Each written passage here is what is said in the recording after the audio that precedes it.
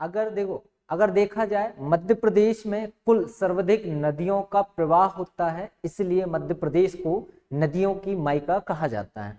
अगर देखा जाए उत्तर प्रदेश को भी नदियों का ससुराल कहा जाता है, क्योंकि वहां पर अधिकतर नदियां जाके मिलती हैं, जहां से निकलती हैं वहां मायका, और जहां जाके मिल रही हैं वो क्या कहा जा रहा है, उसे ससुराल के नाम से जाना जाता है। ठीक है, याद रहेगा।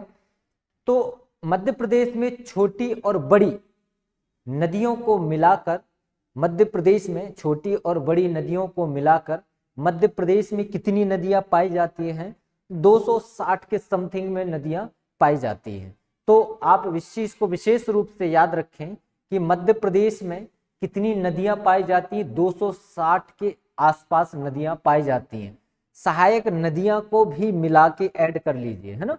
तो ये चीजें आपको कहीं ना कहीं हेल्पफुल रहेगा। तो और मध्य प्रदेश के प्रवाह के बारे में समझते हैं और मध्य प्रदेश की नदियों को समझते हैं। तो सबसे पहले इंदौर से एक नदी निकलती है। ये ऊपर वाला जो मैंने एरिया बनाया है, यहां से ये पूरी एरिया जो बनाया है यमुना नदी का एरिया है, जो मध्य प्रदेश के उत्तरी भाग में स्थित है। मध्य प्रदेश के उत्तरी भाग में स्थित। तो हम सबसे पहले एक नदी है, कहां से निकलती है?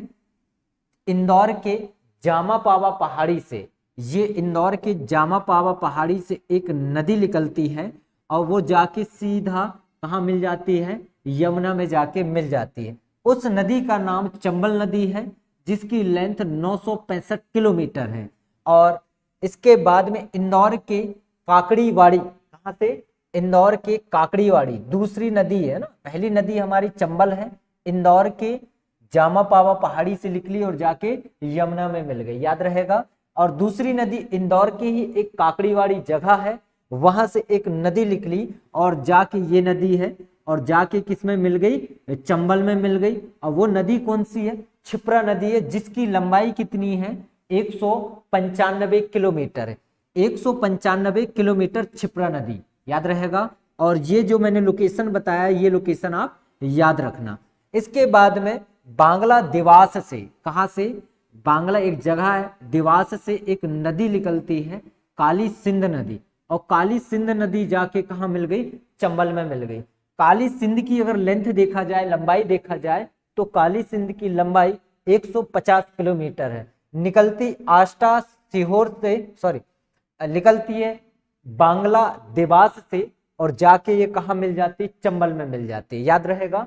इसके बाद में सीहोर आष्टा से एक नदी निकलती है और ये जो नदी है आके चंबल में मिल जाती है। सीहोर आष्टा से एक नदी निकलती है, वो नदी का नाम क्या है? पार्वती। और उसकी लंबाई कितनी? 37 किलोमीटर है। और ये जाके कहां मिल गई? ये जाके मिल गई चंबल नदी में, याद रहेगा। चंबल नदी की 3 सहायक नदियां, ऐसे बोल सकते हो, या तो चंबल नदी में जाके 3 नदियां मिल रही हैं। पहले का नाम क्षिप्रा नदी, दूसरे का नाम काली सिंध नदी और तीसरे का नाम पार्वती नदी। ये मुख्य नदियां आपको मैंने बताया है। कुछ बड़ी बड़ी नदियां हैं, है तो बहुत सारी छोटी बड़ी मिला के, बट मैंने आपको मुख्य नदियां बताया है। और पेपर के या एग्जाम के हिसाब से देखा जाए तो ये नदियां बहुत अति महत्वपूर्ण है ना। तो आप सबसे पहले क्या याद रखेंगे? चंबल नदी में 3 नदियां जाके मिल जाती हैं। पहला क्षिप्रा नदी, दूसरा काली सिंध नदी और तीसरा पार्वती नदी, है ना। तीनों जाके कहाँ मिल रही हैं? चंबल नदी। चंबल नदी इन तीनों नदियों को साथ लेके यमुना में मिल जाती हैं। याद रहा? कॉन्सेप्ट क्लियर हो गया? चलो आगे बढ़े। और इसके बाद में हम देखें, यमुना में डायरेक्ट जाके रायसेन कुमरा गांव से एक नदी निकलती है और ये नदी का नाम है बेतवा। और ये जाके सीधा कहाँ मिल जाती है? यमुना में। बेतवा नदी की लंबाई अगर देखा जाए तो 480 किलोमीटर इसकी लंबाई है। इसके बाद में हम आते हैं नेक्स्ट कटनी। कटनी से एक नदी निकलती है, कैन नदी, और जाके यमुना में मिल जाती है। तो ये कैन नदी का लोकेशन है और जाके कहाँ मिल जा रही है? यमुना नदी में, जिसकी लंबाई कितनी है? 427 किलोमीटर तक ये बहती है, याद रहेगा। इसके बाद में हम आगे बढ़े तो आगे देखते हैं, मैंने क्या बताया यमुना नदी में मध्य प्रदेश की 3 नदियां जाके मिलती हैं। पहला चंबल, दूसरा बेतवा और तीसरा केन। याद रहेगा, चंबल, केन, बेतवा, ये जाके मध्य प्रदेश से निकल के यमुना नदी में मिल जाती हैं। इसके बाद में एक नदी है जो रीवा से निकलती है, वो टोंस नदी है। टोंस नदी रीवा से निकल के कहाँ जाके मिल गई? ये गंगा नदी में। याद रहेगा, ये गंगा नदी है। रीवा से एक नदी निकलती है टोंस नदी और जाके कहाँ मिल जाती है? गंगा में, जिसकी लंबाई 217 किलोमीटर है। एक नदी और है जो जाके कहीं ना कहीं अगर बोला जाए यहीं से रीवा की ही एक कहीं जगह से निकलती है और उस नदी का नाम है बीहड़ नदी और जाके ये कहाँ मिल जाती है? टोंस में। लोकेशन याद रहेगा, बीहड़ नदी जो है रीवा से निकल के टोंस नदी में जाके मिल जाती, जिसकी लंबाई कितनी है? 95 किलोमीटर। बीहड़ लिख लेना आप, बीहड़ नदी, और इसकी लंबाई कितनी है? 95 किलोमीटर। याद रहेगा, ठीक है। तो टोंस नदी में जाके बीहड़ नदी मिल जाती है।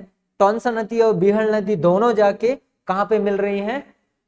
गंगा नदी में। इसके बाद में हम आगे बढ़े तो अमरकंटक आपने नाम सुना होगा। अमरकंटक से एक नदी निकलती है और ये जाके सीधा कहां मिल जाती है? गंगा नदी में मिल जाती है। अमरकंटक से एक नदी निकलती है सोन नदी और जाके कहां मिल जाती है? गंगा नदी में। सोन नदी की लंबाई लिख लेना आप 780। कितना? 780। अमरकंटक से निकलती है और जाके गंगा नदी में मिल जाती है। एक नदी और है जो अमरकंटक से ही निकलती है और जाके ये सोन में मिल जाती। उस नदी की नाम क्या है? जोहिला नदी। जोहिला नदी। याद रहेगा, कौन सी नदी है वो? जोहिला नदी। जोहिला नदी भी अमरकंटक से निकलती है और जाके ये कहाँ मिल जाती है? सोन नदी में। जोहिला नदी की लंबाई अगर देखा जाए तो 170 या 178 के आसपास इसकी लेंथ है। 170 या 178, याद रखना है ना, ये बहुत महत्वपूर्ण है। अब देखिए, मैंने आपको क्या बताया कि मध्य प्रदेश के विहाप में, अगर मध्य प्रदेश के हिसाब से देखा जाए तो मध्य प्रदेश में अमरकंटक से एक नदी निकली और जाके कहां मिल गई? गंगा में मिल गई। और उस नदी का नाम क्या है? सोन नदी। मगर अमरकंटक से ही एक नदी निकली और जाके कहां मिल गई? सोन में। उस नदी का नाम क्या है? जोहिला कहा जाता है। कहावत है ना, स्पष्ट रूप से ये शब्द सही नहीं है मगर कहा यह जाता है नर्मदा जो है, नर्मदा राजा मेखल की पुत्री थी, है ना। राजा मेखल एक बहुत बड़ा तपस्वी था और ये शिव भगवान की पूजा करता था और कहा जाता है इतना अच्छे से इसके पूजा से प्रसन्न हुआ, इसकी तपस्या से शिव भगवान प्रसन्न हुए और अपने आंसुओं के द्वारा ही इन्हें क्या दिया? एक पुत्री दी, जिसका नाम आज हम जान रहे हैं नर्मदिया या नर्मदा के नाम से, है ना। नर्मदा और जोहिला दोनों फ्रेंड थे।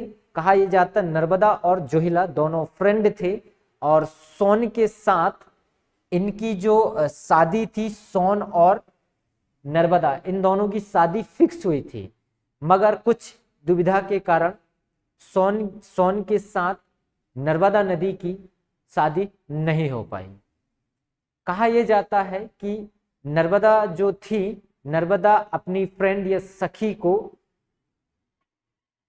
सोन के पास उनकी जायजा लेने के लिए पहुंचाया गया था। नर्मदा ने जोहिला को जायजा लेने के लिए सोन की पहुंचाया गया था।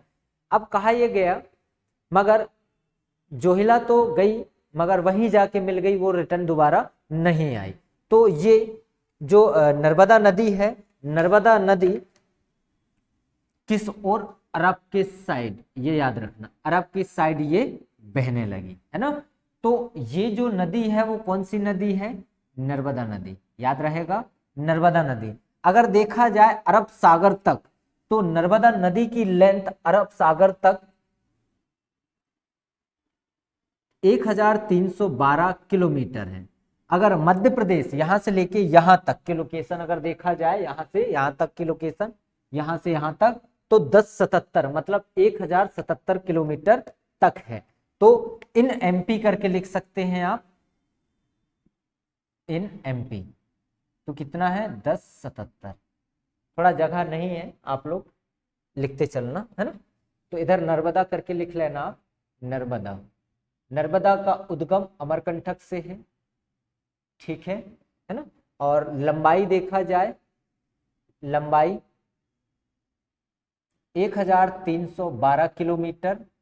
अगर इन एमपी की बात आ जाए तो 1077 किलोमीटर, 1077 किलोमीटर तक ये बहती है।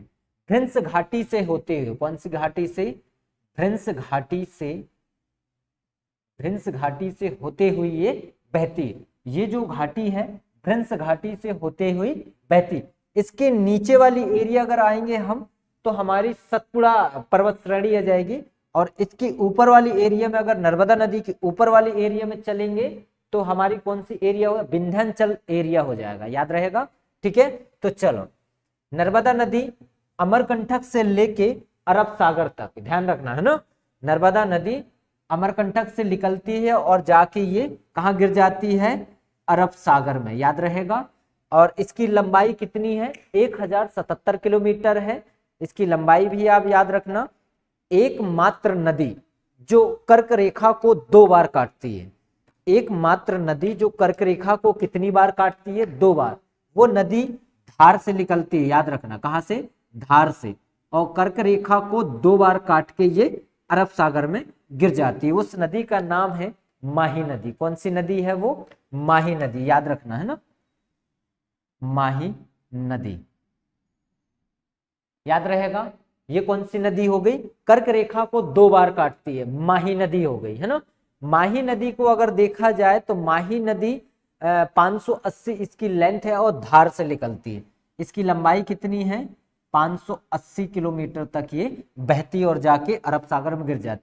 धार से निकलती है, कर्क रेखा को 2 बार काटती हुई अरब सागर में गिर जाती है। वो नदी का नाम कौन सा है, माही नदी है, याद रहेगा। कौन सी नदी है, माही नदी है। चलो आगे बढ़े।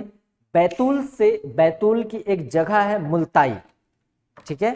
देखो ये बैतूल है, बैतूल के मुल्ताई से एक नदी निकलती है और वो नदी जाके कहाँ मिल जाती है, वो नदी जाके अरब सागर में मिल जाती। उस नदी का नाम है ताप्ती नदी, याद रहेगा। कौन सी नदी, ताप्ती नदी। बैतूल के मुल्ताई से निकलती है और अरब सागर में जाके ये गिर जाती है, ठीक है। और इसकी लंबाई 724 किलोमीटर है। इसकी लंबाई कितनी है, 724 किलोमीटर है। ये चीज आप याद रखें, है ना। और बैतूल से ही एक नदी निकलती है, उस नदी का नाम है वर्धा, और ये आके यहाँ पर प्राणहिता, जिस जगह में आके ये मिलती है उस जगह को क्या कहा जाता है, प्राणहिता। देखो शिवनी से एक नदी निकलती बैनगंगा, बैनगंगा और वर्धा, ध्यान रखना, बैनगंगा ये वर्धा है और ये है बैनगंगा ना। ये दोनों नदी शिवनी से और बैतूल से, मतलब बैनगंगा और वर्धा, ये दोनों नदी जब मिलती हैं, इन नदी के मिलान को ही प्राणहिता कहते हैं। क्या बोलते हैं, इन दोनों की नदी के मिलने को ही प्राणहिता, याद रखना। कहां पर है प्राणहिता, तो महाराष्ट्र में है, याद रहेगा। प्राणहिता कहाँ है, महाराष्ट्र में है, ठीक है। चलो छिंदवाड़ा से एक नदी निकलती है। अगर वर्धा की लेंथ देखा जाए तो 110 किलोमीटर है। कितनी इसकी लंबाई, वर्धा की 110 किलोमीटर, याद रहेगा। और वैनगंगा की लंबाई है 569, कितनी है इसकी लंबाई, 569 किलोमीटर। पैंच नदी छिंदवाड़ा से निकलती है, जिसकी लंबाई कितनी है, पैंच नदी निकलती कहाँ से है, छिंदवाड़ा से, और आके ये वैनगंगा में मिल जाती है। देखो पैंच नदी निकली छिंदवाड़ा से और आके कहाँ मिल गई, वैनगंगा में, ठीक है। जिसकी ये नदी का नाम है पैंच, याद रहेगा। कौन सी नदी है ये, पैंच नदी, आके कहाँ मिल गई, वैनगंगा में मिल गई। इसकी लंबाई 130 किलोमीटर है। इसकी लंबाई कितनी है, 130 किलोमीटर है, याद रहेगा, ठीक है। तो ये नदियां, नदियों में सिर्फ और सिर्फ आपको क्या क्या याद करनी है वो मैं आपको बता देता हूं। तो सबसे पहले नदियों में आप याद रखें कोई भी नदी हो, है ना, नदी में आपको याद रखना है उद्गम, संगम, लंबाई और सहायक सहायक नदी, और कुछ अन्य विशेषताएं, अन्य विशेष, है ना। ये पॉइंट आप याद रखें, है ना। अगर नदी को पढ़ रहे हैं तो नदी में ये पॉइंट उद्गम, संगम, लंबाई, सहायक नदी और अन्य विशेष, है ना। कोई विशेषताएं तो नहीं है इसकी, ये चीजें आपको याद रखना है। अब देखो, खंभात की खाड़ी में ये गिरती है, कहां पर, खंभात की खाड़ी, खाड़ी, ये भी याद रखना, ठीक है। नदी आसान है याद करना, उतना मुश्किल नहीं है, नदियों को याद किया जा सकता है बहुत आसान तरीके से। तो जैसे हम देखें, एक नदी ले लेते हैं, नर्मदा नदी। तो मैंने अभी बताया नर्मदा नदी का उद्गम अमरकंटक से, कहां से है, अमरकंटक से है, ठीक है। संगम जाके ये कहां मिल जाती है, आके ये अरब सागर में, तो संगम क्या है, अरब सागर। लंबाई इसकी कितनी है, तो 1077 इसकी लेंथ है, ये याद रखना। अब इसकी सहायक नदियां, कुछ सहायक नदियां हैं, वो भी मैं आपको बता दूंगा। तो आज की जो ये क्लास रही है सिर्फ और सिर्फ मैप के आधारित मध्य प्रदेश की नदियां थी, है ना। इसके बाद में जो नेक्स्ट क्लास आएंगी उसमें आपको मैं बता दूंगा पूरे नदियों के बारे में अच्छे से, ठीक है, क्लियर।